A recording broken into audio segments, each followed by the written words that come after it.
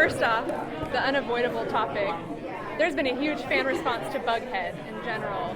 How do you feel about it, and do you... Aroused.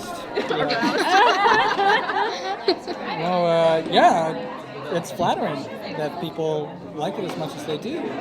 I think it's because it's a little bit unexpected in a way, but, because Jughead is kind of doing his own thing in the comics, so to see him relate to a girl is, people, they're excited about that, and...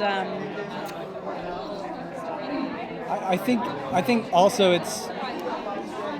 Jughead has this real long history of being a woman hater, and multiple iterations he's asexual, and most of his iterations he's aromantic, and I think because this is a new universe and this is definitely a different iteration, we were trying here. I'll lean close just in case. Sorry, no, I'm just getting the soundbite. This is something that was kind of uncharted territory, sort of for the property, and we didn't really know if it was going to take. But it did, and people really love it, and it got a huge response. As we were doing research, there's a lot of old snippets in some of the original digests where Betty and Jughead were kind of these characters that flirted around, but Jughead was always like, Well, it was because Betty was rejected by Archie, and he was always there to kind of be the shoulder to cry on. Mm-hmm. And I think from our show's perspective, they're both so opposite on the outside in their appearances, but they're, I think, very similar on the inside. They're both kind of these tortured souls in a way, don't you think? And so, they're both kind of on the outside in a sense, and that's what I think kind of brings them together a little bit. One of the great things about your dynamic on the show is that it's what's been pushing the murder mystery forward for the most part. Yeah. Does that continue? Are you guys sort of like the detective agency of the show? Yeah. And what can you tell us about that? Mm-hmm. I guess... I don't know when it happened, when we became like a detective cop drama with romance. But I think both of them have a real appreciation and nostalgia and fondness for a more pure or better version of Riverdale, a more wholesome version of Riverdale. And so I think that yearning to sort of prove that it can still be a place that is good and not some sort of place of darkness is something that drove them both to really, truly wanting to see it take that iteration once again, a more childlike, a more beautiful, flowery kind of iteration. And I think that similar passion is also the thing that sort of brought them close at the end of the day, and I think there's truth in that.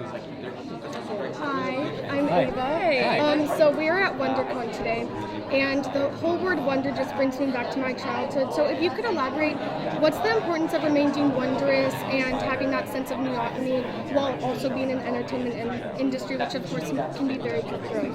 Wow. Wondrous.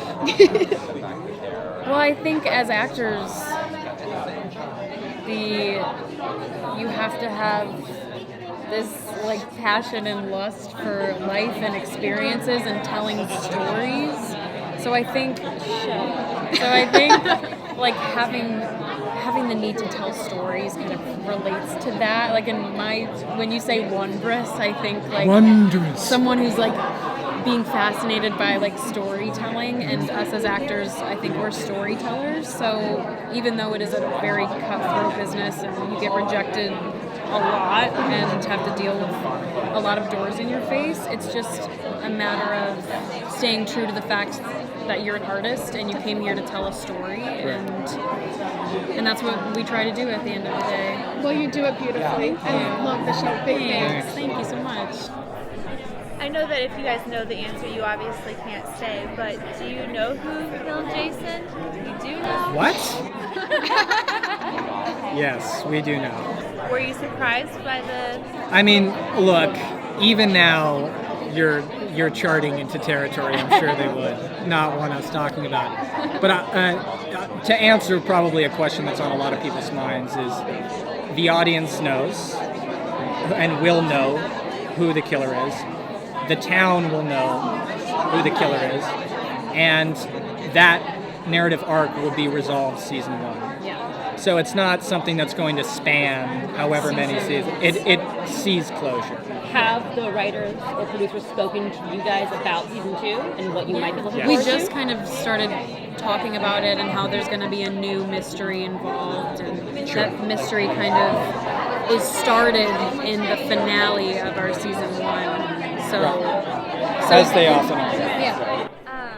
And one of the things that I really love about the show is that it's tackled a lot of real social issues like slut shaming and illicit relationships. Is there any social issue that you'd like to see tackled in season 2? Drug use, probably. Drug use? Youth drug use, which is obviously super prevalent. But that's a tricky scenario. I mean, because drug representation, especially on TV, has a bunch of legal issues that are involved with it. So I'm sure there's going to be a lot of roadblocks for something like that. But yeah, I think that would be interesting. And I think we're going to dive into Betty's mental health issues as well. That's explored a lot more in season 2. That's what we're planning on. So that's exciting. Thank you. Thank you so much. No problem.